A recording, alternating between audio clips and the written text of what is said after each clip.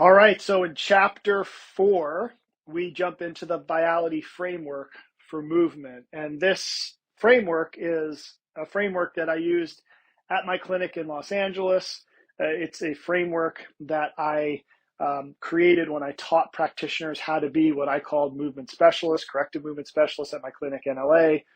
And, I've taught courses upon courses on this whole framework and how to implement it. And obviously, I'm not going to go into it at that level here, and I didn't do that in the book, but I definitely want to cover some big picture concepts so that when you are programming yourself or thinking about what you want to do to keep the body and physically strong and healthy, that you have an idea of how to structure it. And obviously, I'll be creating different resources for you to help put those things together. So let's start with the Vitality Movement Framework, which there's a different looking graphic in the book, which was actually the one that, like I said, I hung up in my clinic in LA when I was working with people and teaching and training practitioners. And so the Vitality Movement Framework is all anchored inside of foundational movements.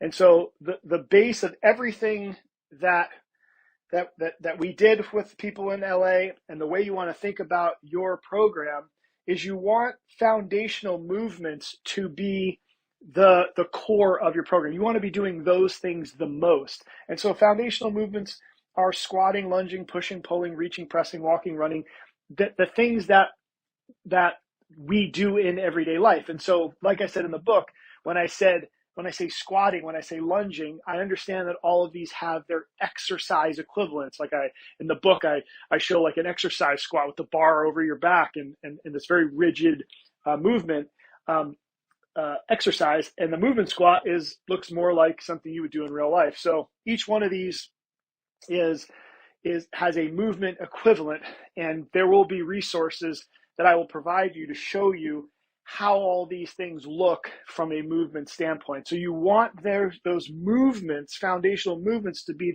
the core, the base of your program. All right. You can then move up to what we call region specific, and you can start to hone in on a region like the anterior core. Like you can do exercises or movements that put an emphasis on a region, the posterior hip, right? The back of the hip, the butt, the lateral hip, movements to the lateral core. There's nothing wrong with region-specific things. Again, we want to do our best to work that area in the way it was designed, right? Using all the movement principles from the last chapter. But anterior core, posterior hip, posterior core, anterior hip, like these are region-specific things, and you can do movements that emphasize these things, and that's fine, right? And then at the top would be part specific. So we can go into part specific application where we're working the bicep very specifically, deltoids, hamstrings, triceps, and that's okay too. But the thing you really want to understand is most workout fitness programs, 90% of what people are doing are part specific.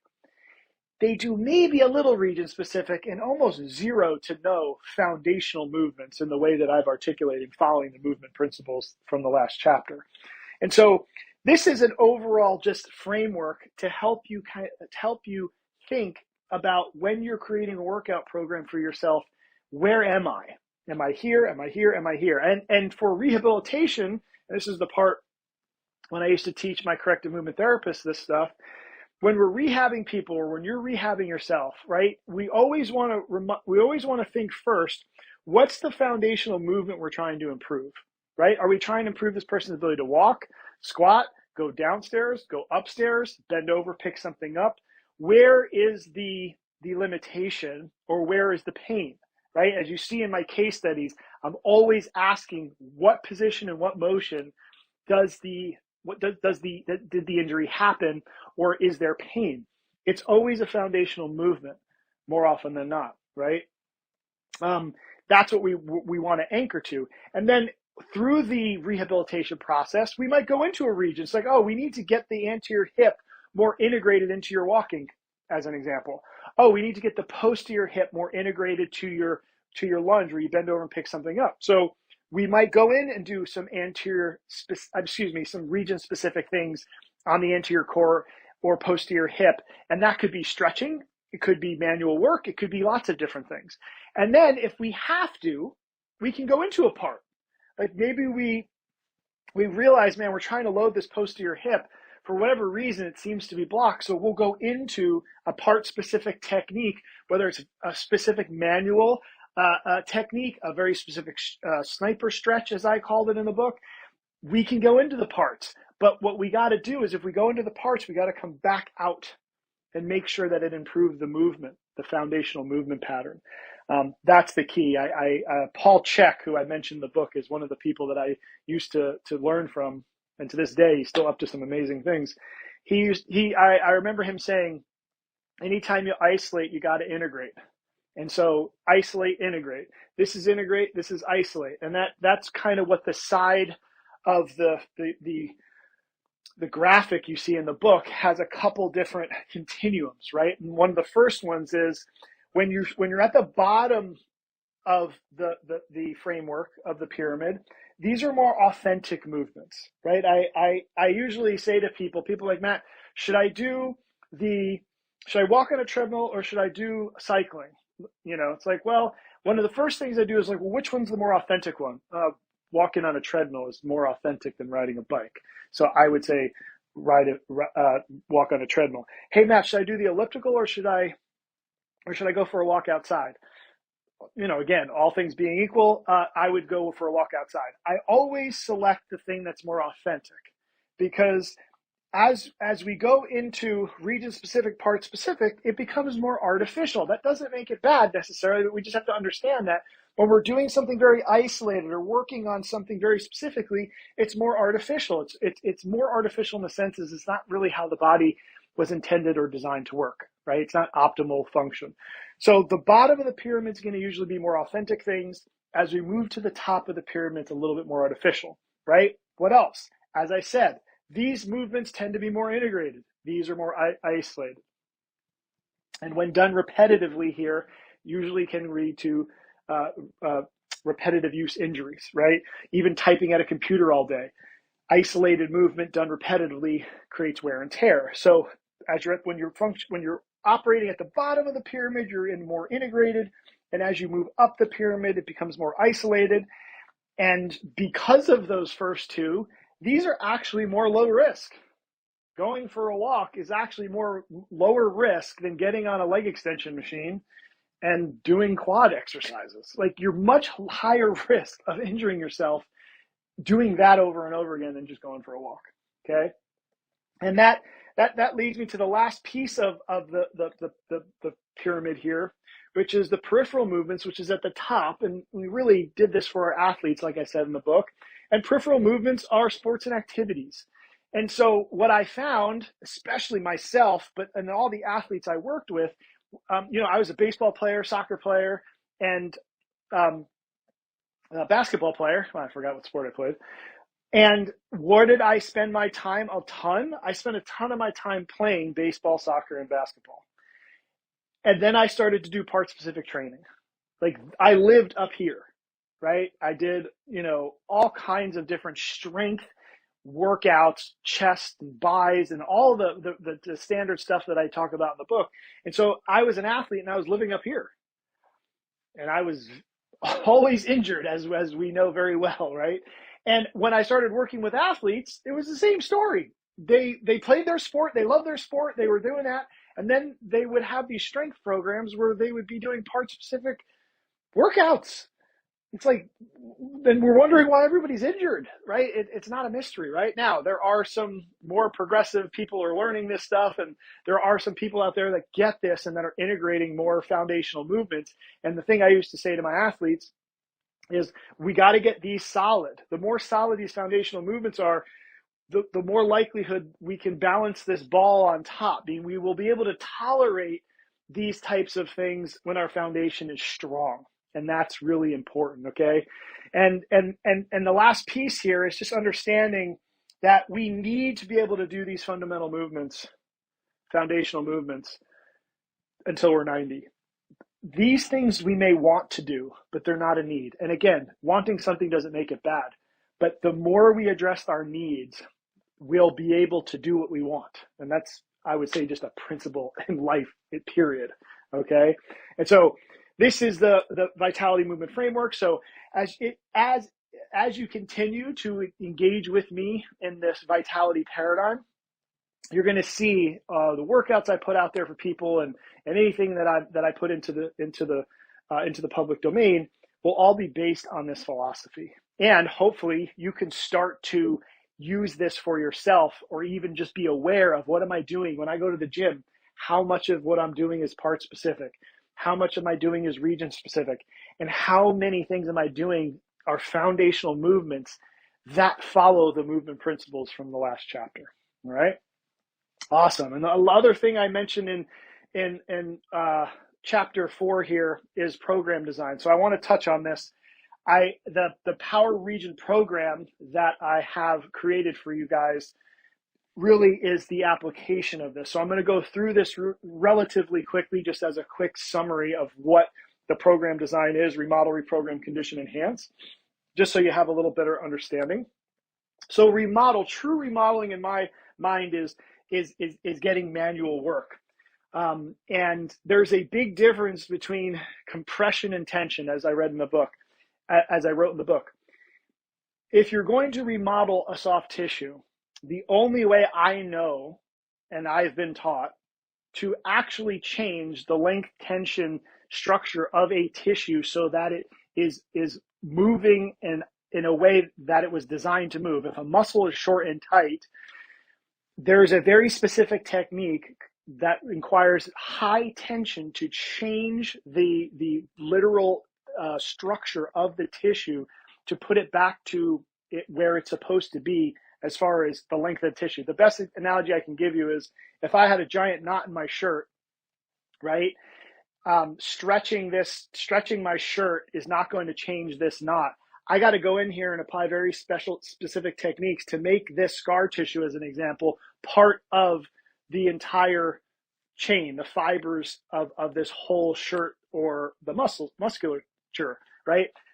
Tension, very high tension, and it's even referred in some techniques as an internal glide, that changes the structure. You don't, and just a quick note, you don't get rid of scar tissue, you just realign scar tissue. Tension is what works. Compression can increase blood flow, and it doesn't mean that compression doesn't play a role in body work, but these two things are very different. So when I'm referring to remodeling, okay, if it needs to be done, which you guys read about some of the cases where we don't want to remodel something, the case with Alana, my case study.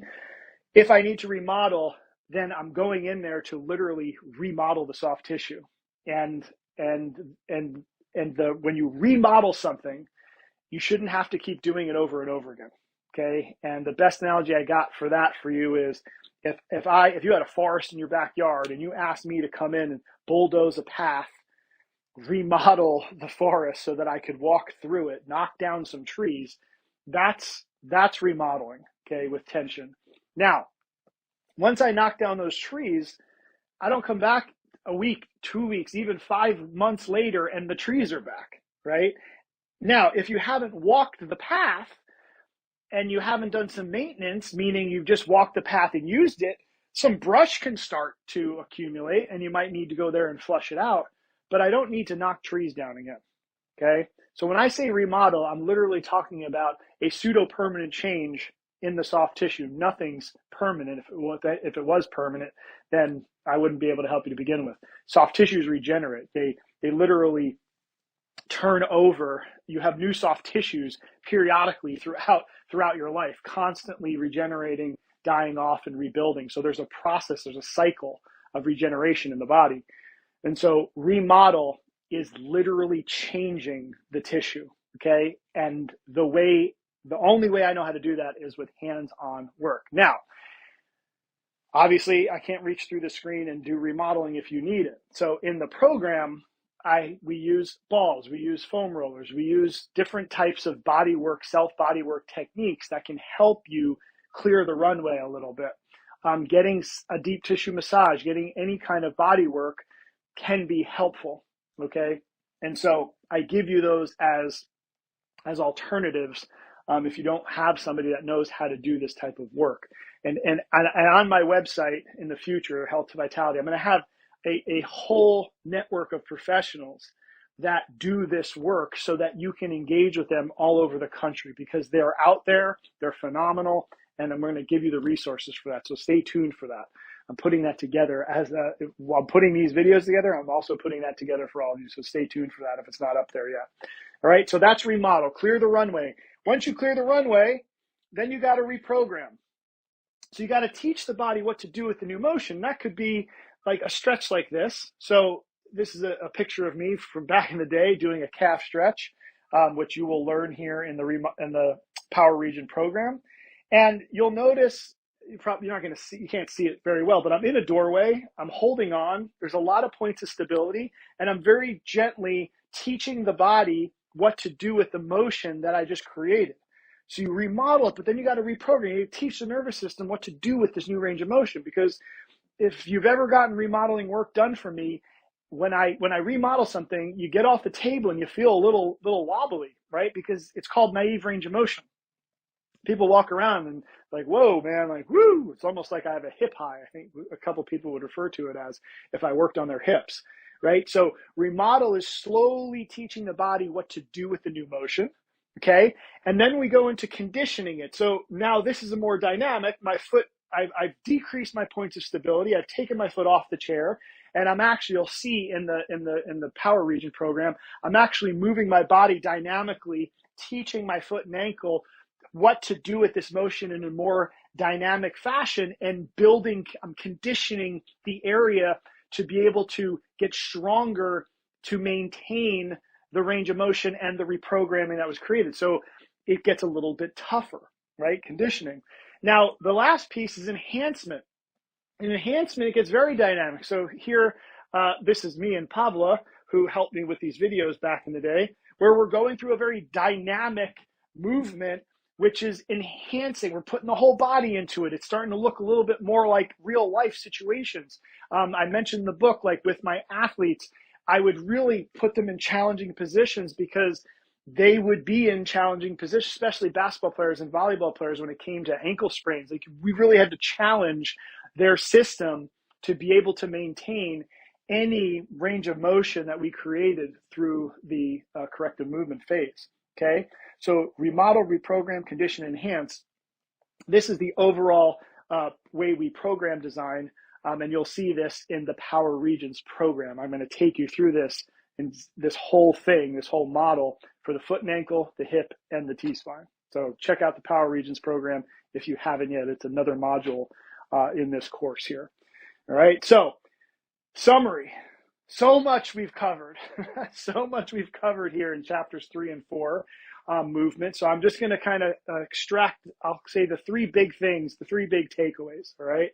First thing to just kind of orient to and remember is make the majority of your workout plan, I would say 50% or greater at the very least, like definitely 50% or more, should have full movement movements and limit part specific exercises. So the smallest percentage of your workout program, if you're looking for sustainability and function in real life, okay, so let me clarify that. If you're trying to win a bodybuilding show, then this is definitely not the way to go. If you are trying to win a bodybuilding show, I would still say you better integrate full foundational movement patterns if you want to be able to sustain your ability to perform at a high level in bodybuilding, because it's still going to catch up to you. There's no way around it. But assuming you're not trying to win any bodybuilding shows, you want to look good, be in shape, be functionally strong, be functionally fit, and be able to do it till you're 50, 60, 70 years old.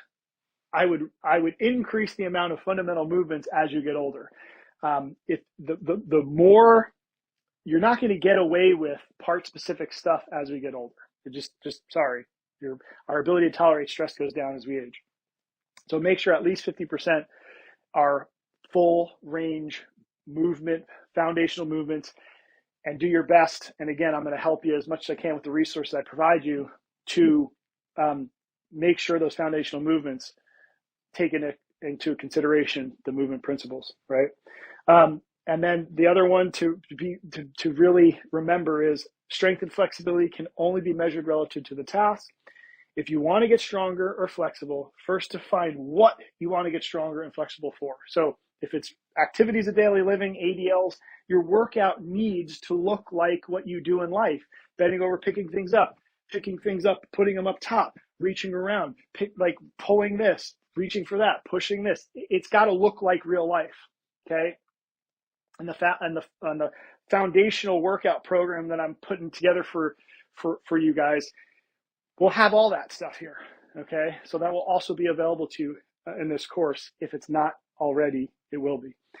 All right, then the last thing is the best way to treat knee, back, shoulder, or neck problems is to address the power regions. And so that whole power region piece about making sure your foot and ankle, your hips, and your thoracic spine are optimally functioning. The runways are clear. They're able to work out. That's why the program that comes with the book is the Power Regions program. Because if your power regions are not clear, it's just not going to be good. Like every movement that is going to be impacted in some way. So if you can get good at the Power Regions program that I put together for you as part of this book, that is a phenomenal place to start.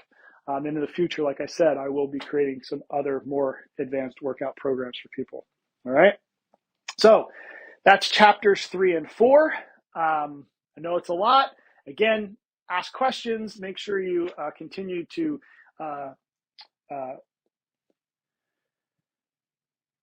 engage in the comments below. Again, I'm going to do my best to be on here as much as I can to help you guys out, answer questions at all. And let's head over to chapter 5, which is where we jump into creating systemic vitality. I'll see you there.